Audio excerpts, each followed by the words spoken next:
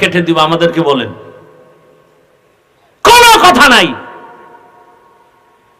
কোন আলেম যদি কোরআন হাদিসের বাহিরে কিছু বলে, সেই দিন আর নাই যে চুপে চাপে কিছু করবে। আমাদেরকে বলেন, আমরা সোজা করব, আমরা ইনশাআল্লাহ। আপনি কি বুঝেন কোরআন হাদিসের বাইরে আর ভিতরে? কোরআন হাদিসের ভেতরে যদি বয়ান করি, তা সুদখোরের বিরুদ্ধে বলতে হবে না?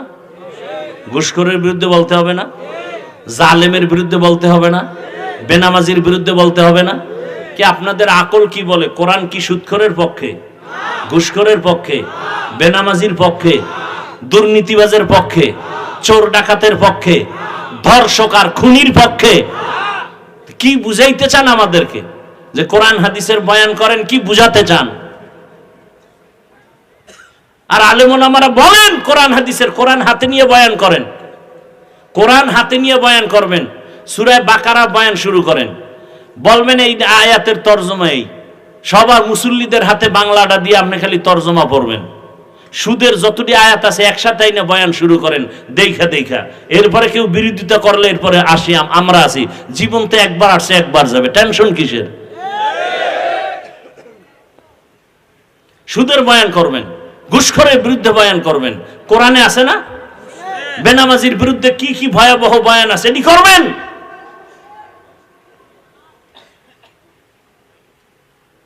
বেপরদায় যারা চলে এদের বিরুদ্ধে কি বয়ান? জেনার শাস্তি, চোরের শাস্তি, মানুষকে ধোঁকা দেয় এর শাস্তি কি? ব্যবসায় গিয়া মালে ভেজাল করে এদের শাস্তি কি? কোরআনের আয়াত লয়ে লয়ে বয়ান করেন। কি ভাই, এইবার দেখি কে বলে যে হুজুর কোরআনের ভিতরে দিয়ে। হ্যাঁ, এবার ভিতরে দিয়েই করতেছি, টাটকা ভিতরে দিয়া আয়াত লইয়া লইয়া বয়ান। কোরআন শরীফের মধ্যে যদি রাজনীতি না থাকে, কোরআন আমি মানি না, চ্যালেঞ্জ। কোরআনে নাই বলতে কিচ্ছু নাই। পরিবার নীতি আছে, রাষ্ট্রনীতি আছে, সমাজ নীতি আছে, অর্থনীতি আছে। 20টা বছর লেখাপড়া তো করলাম ডাউলের ফানি আটার রুটি খাইয়া, এই কোরআনই তো বললাম।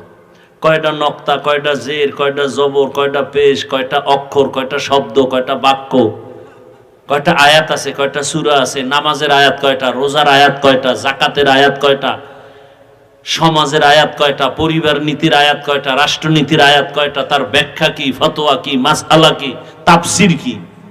পড়তে পড়তে পড়তে পড়তে জীবন শেষ। ময়দানে আসছি, এখন কোরআন নিয়ে বয়ান করতেছি। কোন সুদখোর, কোন আল্লাহর দুশমনে এসে যদি কয় হুজুর বয়ানটা এমন করেন, ওরে কি পরিমাণ রিমান্ডের মাইট দেওয়া দরকার। এই যে বললাম 99 গুণ দোষী আপনারা। না হয় একজন আলেমকে অপমান করার আপনি তালি দেন হাতে বয়ে, না? আপনার তো এই কথা বলা উচিত। বাবার সাথে সন্তানের তর্ক হয় না, তার মানে বাবারে কেউ গালি দিলে সন্তান চুপ থাকবে? এটা দি বুঝেন, ওটা বুঝেন না। যে আমি নামাজ পড়তে পারি না, দাড়ি রাখতে পারি না, পর্দা করতে পারি না, তবে আমি আল্লাহকে ভালোবাসি, রসুলকে ভালোবাসি, আর সেই ভালোবাসা পাইছি আলেমের দ্বারা, কোরআন হাদিসের দ্বারা। অতএব আলেমের সাথে আমার দূরত্ব থাকুক, যা কিছু থাকুক, কিন্তু অপমান হতে দেব না। ওর কবর ধরে ফেললো।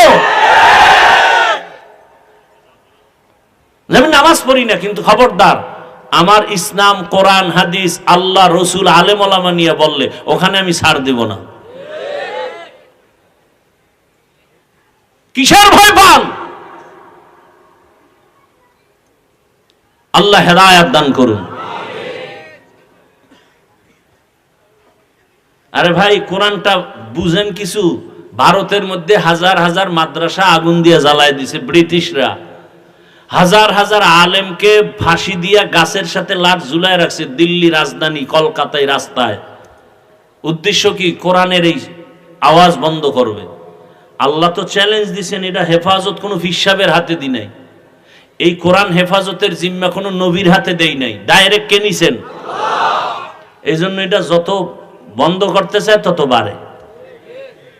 পারছে কমাইতে? মাদ্রাসা ব্যাঙের ছাতার মতো, ব্যাঙের ছাতার মতো, বলে না? বলে না? বাংলাদেশে যারা বুঝ আছে, জানা আছে, জ্ঞান আছে, শুধু তারা জবাব দিবেন।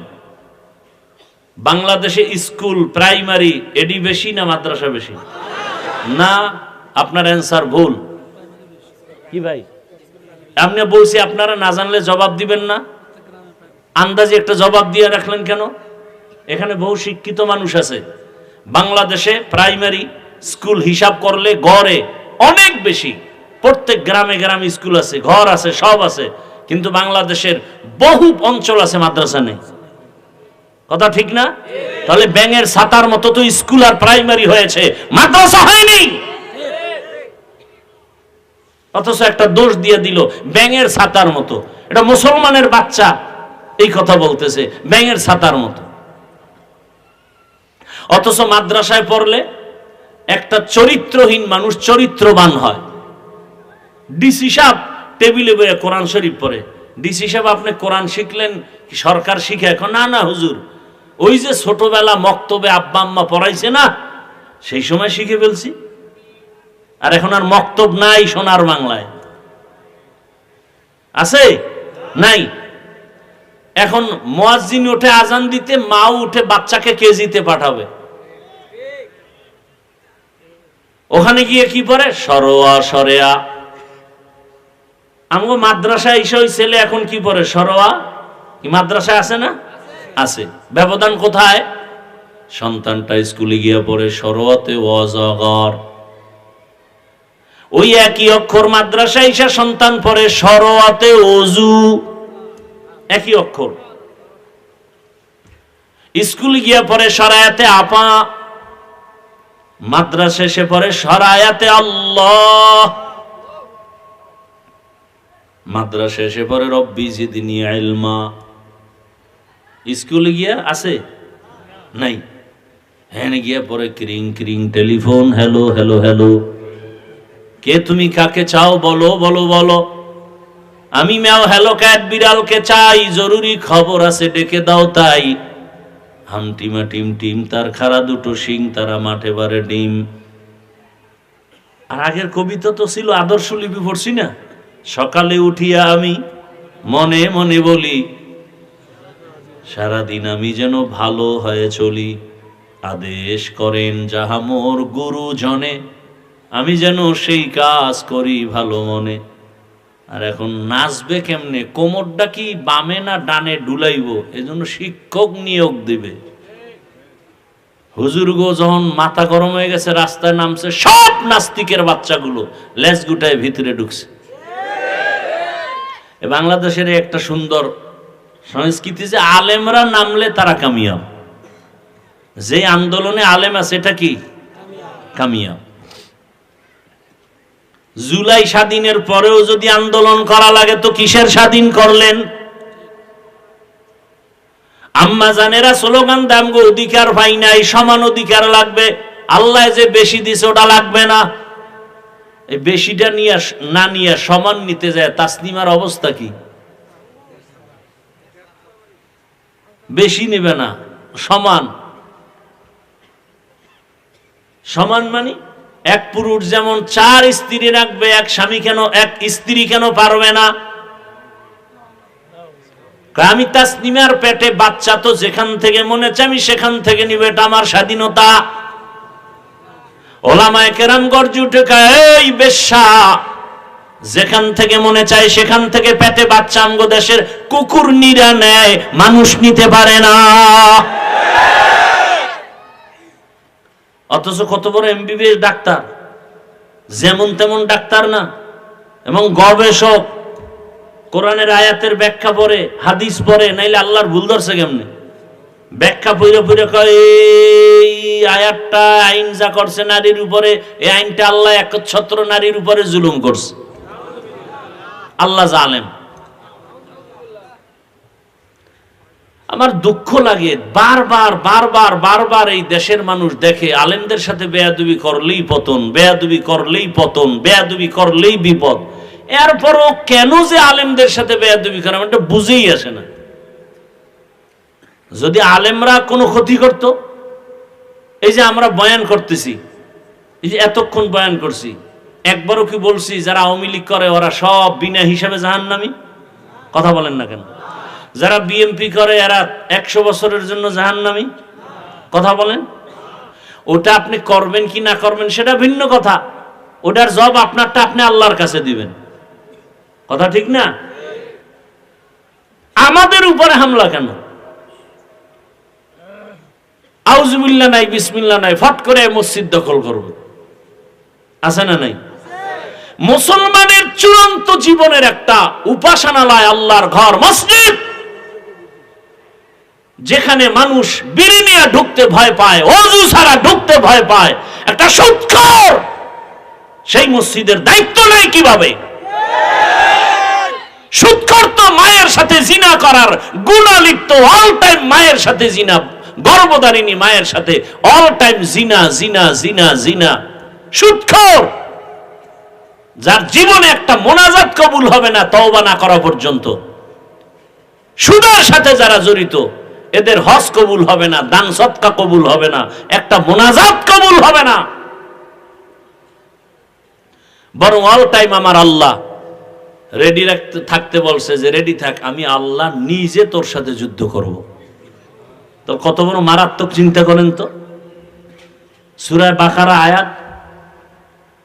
এই যে কথাগুলো বলতেছি কাউকে আঘাত করার জন্য, দূরে সরাবার জন্য। আচ্ছা, আগামী জুমা এই বয়ান, আমার মতো এই বয়ানগুলো আপনাদের মসজিদ এলাকায় করুক না তো কোন ইমাম খতিব, কি হবে উপায়? কমিটি গোপনে বলবে 1 মাসের ছুটি। কি দোষ আপনাদের না? আপনারা তো প্রতিবাদ করতে পারবেন না, ওই যে পায়খানা খাইছেন। সূরা বাকারা 275 নম্বর আয়াতের ওখান থেকে 3-4 পৃষ্ঠা হোমানে বয়ান, মুনাফিকদের বিরুদ্ধে বয়ান, জালেমের বিরুদ্ধে বয়ান, লাগাতার বয়ান করেন। কে এই বয়ান শেষ করবেন? আপনার 14 পুরুষের হায়াত হইলেও তো এই কোরআনের বয়ান শেষ করা যাবে না। সবাই কোরআন হাতে নিয়ে বয়ান করবেন, মসজিদে মসজিদে ওলামায়ে কেরাম, একেবারে ধারাবাহিক, মুখস্থ বয়ানের দরকার নাই। আল্লাহ, খুব রাগ করতেছেন আপনারা। আপনারা রাগ করলে তো দোষ নেই, আমরা করলে না দোষ। হুজুর এত রাগ, আমি মানুষ না। আল্লাহ হেদায়েত দান করুন। যুবক বাবারা, আমি বলবো নতুন করে ঘুরো। তুমি ডাক্তার হও, দোয়া করি, দিল থেকে বলছি, ডাক্তার হও, বেয়াদব হও না। ইঞ্জিনিয়ার হও, বেয়াদব হও না। ওসি হও, ডিসি হও, এসপি হও, বেয়াদব হও না। তুমি এক যুবক, ফুটন্ত গোলাপ, তোমার ঘ্রাণে পুরা সুবাসিত হবে গোটা দেশ, গোটা সমাজ। তোমাকে দেখলে দুশমন ভয় পাবে, যারা উল্টাপাল্টা চরিত্রহীনরা দেখলেই তো ভয় পাবে। আরে এর সামনে বিড়ি টানা যাবে নাকি? আমাকে সামনে কেউ বিড়ি লয়ে আসে কেন? আমরা ফিডামু জানি এই লোকটা জনমের মতো বিড়ি টানে, এরপরও তো আমরা সালাম দেই, বসাই, আসেন, জানি। কিন্তু ওই লোকটা তো আমার সামনে কখনো বিড়ি নিয়া, হুজুর দেখে, হুজুর হুজুর হুজুর, বিড়িটা ফালাই দিছে। তো তোমার চরিত্রটা এমন হতে পারে না যে তোমার বন্ধু বান্ধবরা তোমার আদর্শ দেখিয়া ভালো হয়ে যাবে? আমি তো একবারও বলি না আমি মাদ্রাসায় মাওলানা হও, বলছি। আমার দেশে মাওলানা, মুফতি, মুহাদ্দিসের অভাব নেই। অভাব কি? আদর্শ ডাক্তার, আদর্শবান ইঞ্জিনিয়ার, আদর্শবান প্রফেসর, আদর্শবান ওসি, ডিসি, এসপি, এটি চাই। এই বয়ানগুলো আমি সারা দেশে এভাবে করি। আমার এই লাইনের বয়ানটা আমি ইচ্ছা রকম খুব জোর দিয়ে করি। এখনো সময় আছে, তওবা করো, অন্তরটাকে নরম করে দাও। মানুষের একটা আফসোস থাকে, আরে পার্কে গেলে কি জানি মজা, তো নিছো না, এবার ফিরো। মনে মনে আল্লাহকে বলো, ও আল্লাহ, জীবনে পার্কে কম ঘুরি নাই, দাড়ি কম কাটি নাই, নামাজ কম সারি নাই। ও আল্লাহ, আজকে বুঝতে পারি নাই, তওবা করে ফেলতেছি, আর দাড়ি কাটবো না, নামাজ ছাড়বো না, বেপরদায় চলবো না। মা বাবার দোয়া নিয়ে, ওলামায়ে কেরামের দোয়া পরামর্শ, শিক্ষকের দোয়া নিয়ে নবীর আদর্শ মেনে চলবো। আর জীবনে কারো উপকার করতে না পারলেও ক্ষতি করব না, কারো প্রশংসা করতে না পারলেও বদনাম করব না। ও আল্লাহ, নেক আমল করতে না পারলেও আর গুনাহ করব না। মা বাবা, মুরব্বী, ওলামায়ে কেরাম, শিক্ষকদের সাথে আর বেয়াদবি করব না। যদি বান্দা তওবা করো, সাথে সাথে আমার আল্লাহ দয়া করে তোমাকে মাফ করে দিবেন। তওবা করার যদি নিয়ত থাকে খাঁটি অন্তরে, আল্লাহ পাক জীবনের সব গুনাহ তওবার কারণে মাফ করে দিবেন। আল্লাহ আমাদেরকে তওবাওয়ালা জীবন দান করেন। আল্লাহ পাক আমাদের গুনাহমুক্ত জীবন দান করেন, আমিন। আলহামদুলিল্লাহি রাব্বিল আলামিন। والصلاة والسلام على سيد الأنبياء والمرسلين وعلى آله وأصحابه أجمعين يا أرحم الراحمين يا أرحم الراحمين يا أرحم الراحمين رب ارحمهما كما ربياني صغيرا اللهم إنك عفو كريم تحب العفو فاعف عنا اللهم إنا نسألك رضاك والجنة ونعوذ بك من سخطك والنار يا الله মাহফিল কবুল করে নেন। আয়োজনকারী, সহযোগিতাকারী, দান সদকাকারীদের কবুল করে নেন। এলাকায় শান্তি দান করেন। মা বোনদের পর্দাওয়ালা বানায় দেন। সন্তানগুলো নেককার বানায় দেন। পরীক্ষার্থী যারা